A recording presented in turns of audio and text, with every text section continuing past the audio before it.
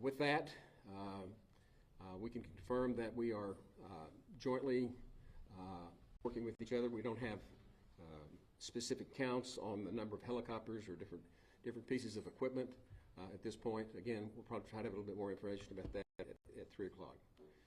But what we need is cooperation and prayers. And for the cooperation, if there are any people that are interested in trying to donate with this response, please do that with the American Red Cross and identify this event, the Guadalupe River flood, and we'll let them handle that. And with that, I want to introduce the mayor. We share responsibilities. Both I do the county, he does the city, but he is the senior emergency manager for the city. Mayor? Thank you, Judge. Thank you for being here. My role today is to say thank you. Thank you to the men and women who are working to save lives, save property. This came at night when people were asleep in bed.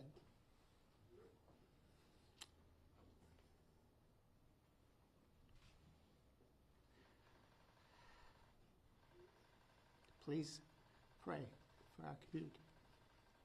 Thanks.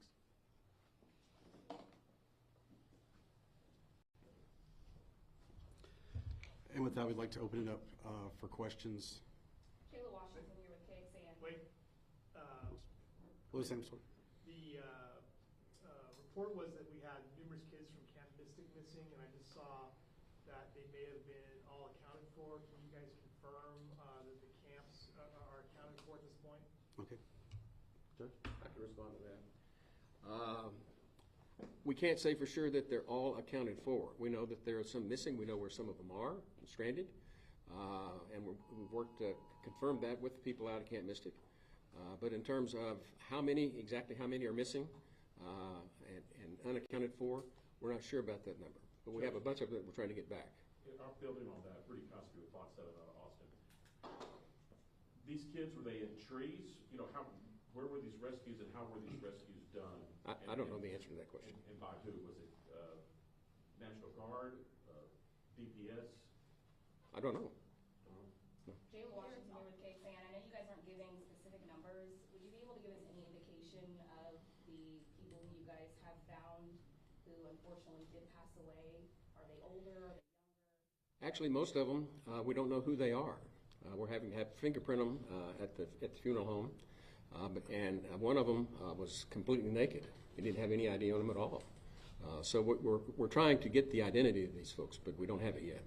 There are other camps that we are having viewers ask us about. The Heart of Hills Girls Camp and another Boy Scout camp. We have a lot of parents who are watching right now who are concerned about their kiddos at several of these camps. Have you heard any? We have a lot of camps. Right. And I live right across from Rio Vista Camp. There are questions about that too. I don't know any specifics about any of the individual camps. What I do know is that everybody is doing their very, very best and trying to get this identified as much as we can. Parents who have their kids at these camps, how can they find out if their kids are safe? Call camp. Do we have any idea how many rescues you've already attempted this morning, swiftwater rescues? Any ideas on that? Dozens. Dozens. Can you talk to us about what kind of warning system might have been in place last night just to make sure that everybody got out safely? We do not have a warning system on the river. Earlier, I was told that the boats couldn't even be deployed near the Junction Highway. The boats were on standby. They're waiting on aircraft. Is that still the case right now? These are all aircraft rescues. I don't know anything about that. Judge, why weren't these camps evacuated yesterday? Texas Department of Emergency Management put out an all call and said there's going to be a problem. We knew there was going to be a problem. Why weren't these camps evacuated? I can't answer that. I don't know. Well, you're the judge. I mean, you're the top official here in this county. Why can't you answer that? There are kids missing. These camps were in harm's way. We knew this flood was coming. We didn't know this flood was coming. Rest assured, no one knew this kind of flood was coming. We have floods all the time. This is the most dangerous river valley in the United States. I agree. And we deal with floods on a regular basis. When it rains, we get water. We had no reason to believe that this was going to be anything like what's happened here. None whatsoever. Do you have any streamlined process for families who are still? Yes. We have some reunification locations. In West Kerr County, it's at the Ingram Elementary School. And for here in Kerrville, it's at the Arcadia, I think. Is that right? And then they'll have to coordinate. You know, ultimately, the two have to coordinate to see who we have and who we don't. So. There were some families who were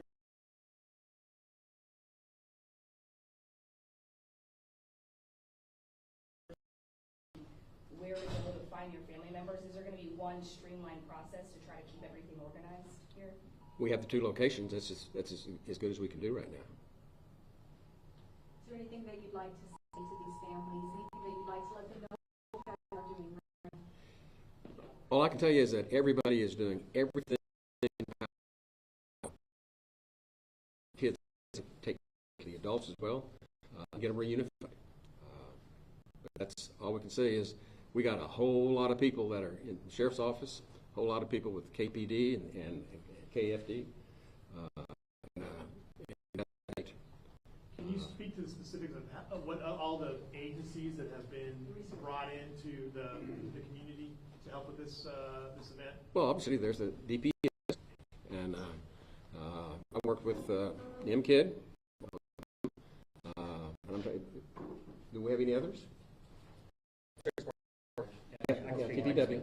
Texas Parks and Wildlife. Texas Yeah, Task go ahead. Force. Thank you. So some of the resources that are out there right now, we're working with Texas Department of Emergency Management through their processes and their teams. And by the way, I'm Dalton Rice, the city manager for City of Kerrville. Through Texas Department or through TD, all the different access can be county disaster declarations or even federal assets as far as so we are as many possible agencies. We've had cities reach out to us across the board within their Dalton, can you speak to like city structure, water,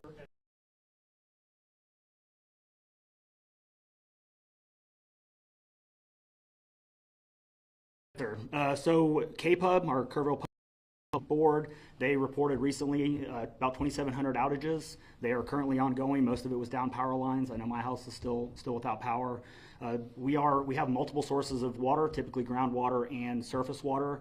With the floods like this, we did have a damage to the surface side, and we shut it down just because of the chemicals in the environment side. We are operating off of well water currently. We do encourage everybody to exercise extreme conservation. We are currently not in a boil water notice, but that could change. So as we continue to work through this, we will continue to communicate and update anything as far as water, mostly water and power. But please conserve. We are working with various shelters. I don't have the list on me right now, but I know that's circulating. We are working with some other donations and providers for bottled water, for food, and for other resources, along with children. I did just get a report, too, that we do have some mental health task force as well that are in the area, should we need any mental health task force as well. Anything new with evacuations now, because the rain does continue? Anything that you want to tell people out there while you've got the audience here about if people need to evacuate with the rain and the water continuing? Yeah, last question on the evacuation piece. We obviously this is a very ongoing situation. We're continuing to monitor the weather. Pay attention to your local media sources. We are continuing to get information out there. We are encouraging people to either shelter or be hit, which sometimes do happen. This is a more widespread North Fork, South Fork issue that all kind of converged and hit everything at once. So we encourage people to shelter in place. If you can.